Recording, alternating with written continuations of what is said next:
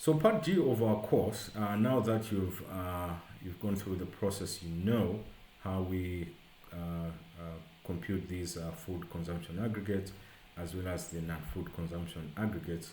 Next is now going to combine these all the consumption aggregates that you've generated, so that now we can compute the real consumption aggregates that we use to also measure poverty.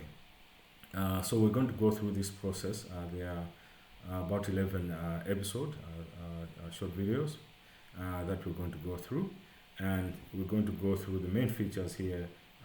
Include how do you measure all these consumption aggregates, how do you label them, how do you generate price deflators for the non-food items, that is the which non-food price index we're going to use. How do you also go about generating the added equivalence scales deflator, and this we're going to do it by area. And then also how do you generate the per share price index, also focusing on area. Then how do you manage these price deflators? We're also going to go through the process of generating the real consumption aggregates now that we have the price deflators, to make sure that the nominal consumption is also deflated to have real consumption aggregates.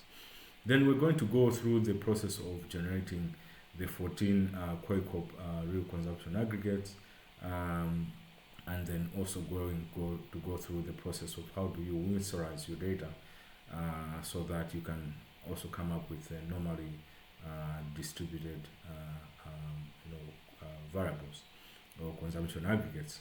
Then also going through the process of viewing graphs of these windsorized as well as log transformed real consumption aggregates, just to appreciate how they can also be utilized if you were to run a regression based on these consumption aggregates.